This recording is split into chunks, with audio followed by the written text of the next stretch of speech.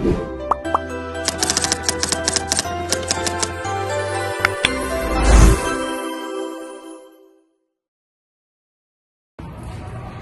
semuanya, selamat datang di video debat kami. Kali ini kita bakal bahas topik yang lagi ramai banget dibicarakan. Apakah Gen Z benar-benar jadi pasar konsumen paling potensial saat ini? Tim kami sudah siap dengan argumen menarik dari dua sisi. Di sebelah kanan saya ada tim pro dan kami bagian dari tim kontra. Yuk kita mulai dan lihat siapa yang punya pandangan yang paling meyakinkan. Saya perwakilan dari tim pro ingin menyampaikan pendapat bahwa Gen Z adalah kelompok usia yang lahir antara tahun 1997 sampai 2012 yang saat ini berusia 13 sampai 28 tahun. Mereka tumbuh dalam era digital, sangat terbiasa dengan teknologi dan sering disebut digital native. Menurut berbagai data, hasil penelitian Gen Z itu tumbuh di tengah pesatnya perkembangan teknologi digital.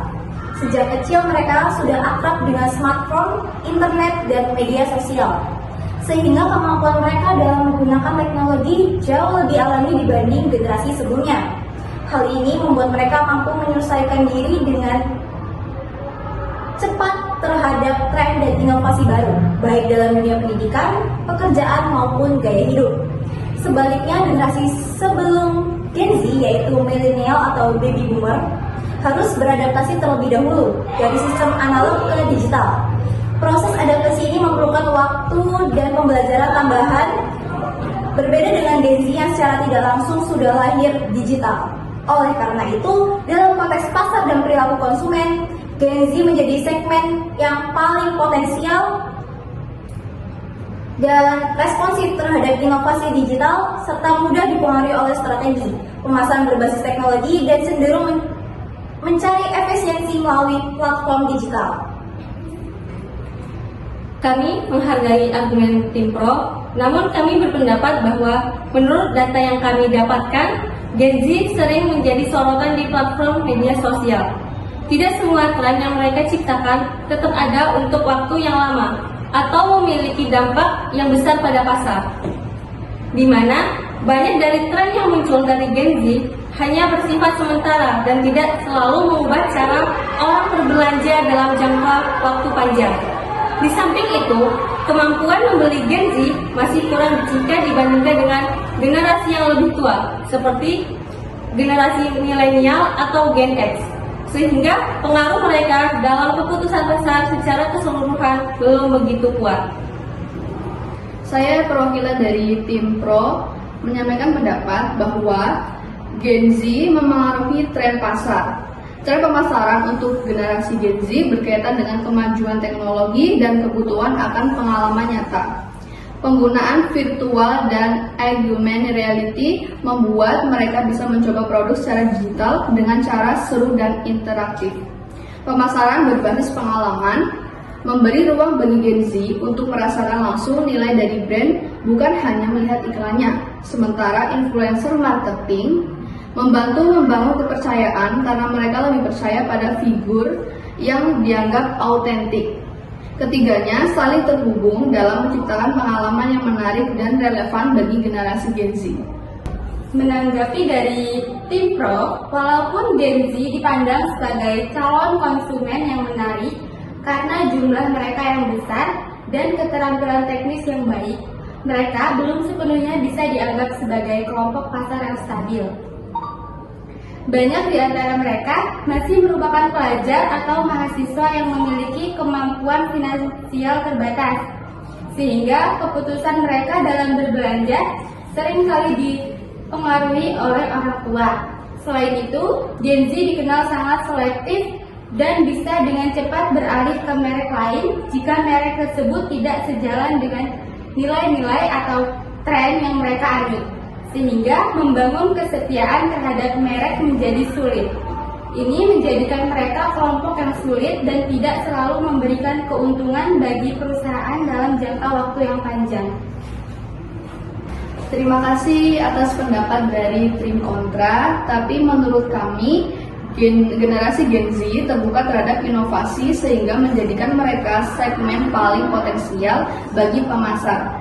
Mereka cepat beradaptasi dengan teknologi baru, aktif di media sosial, dan senang mencoba hal yang berbeda. Sikap ini membuat Gen Z mudah tertarik pada produk atau layanan inovatif yang menawarkan pengalaman baru. Brand yang mampu menghadirkan ide kreatif, memanfaatkan teknologi, dan menjaga keaslian akan lebih mudah menarik perhatian, serta loyalitas generasi Gen Z sebagai pasar utama masa kini. Menanggapi pendapat dari tim Pro, menurut kami dari tim Kontra dan posisi kami di sini juga sebagai Gen Z, seringkali kami dianggap selalu memiliki minat terhadap hal-hal baru. Tetapi kenyataannya tidak semudah itu. Inovasi memang menarik, namun kami pun sangat selektif. Banyak dari kami justru meragukan produk atau merek yang terlalu sering berinovasi tanpa tujuan yang jelas, terutama jika terlihat hanya mengikuti tren untuk membangun popularitas. Kami lebih menghargai konsistensi, nilai, dan keaslian, bukan hanya pengalaman yang berbeda-beda yang terasa sebagai tipuan. Jadi, meskipun ada kesempatan bagi merek untuk berinovasi, bukan berarti semua inovasi akan diterima langsung. Jika inovasinya tidak relevan atau tidak memiliki dampak nyata, bisa jadi kami justru akan menjauh. Sekian argumen yang telah disampaikan dari dua sudut pandang, tim pro dan tim kontra. Selanjutnya akan disampaikan kesimpulannya oleh Satrio. Dari kedua sudut pandang dapat disimpulkan bahwa Gen Z memiliki potensi besar sebagai segmen pasar karena kemampuan mereka yang tinggi dalam teknologi, kecepatan beradaptasi, serta keterbukaan terhadap inovasi. Mereka juga berperan penting dalam membentuk tren melalui media sosial dan gaya hidup digital. Namun, di sisi lain, potensi ini belum sepenuhnya stabil karena tren yang mereka ciptakan sering bersifat sementara dan daya beli mereka masih terbatas. Dengan demikian, Gen Z dapat menjadi segmen pasar yang menjanjikan, tetapi membutuhkan strategi pemasaran yang kreatif dan berkelanjutan agar pengaruhnya dapat bertahan dalam jangka panjang. Demikianlah argumen yang dapat kami sampaikan. Kami berharap pandangan kami dapat memberikan sudut pandang yang baru mengenai peran Gen Z dalam dunia pasar konsumen saat ini. Terima kasih atas perhatian dan waktunya, serta kepada tim lawan atau diskusi yang menarik. Kami dari tim pro dan kontra pamit. Sampai jumpa di debat selanjutnya. Wassalamualaikum warahmatullahi wabarakatuh.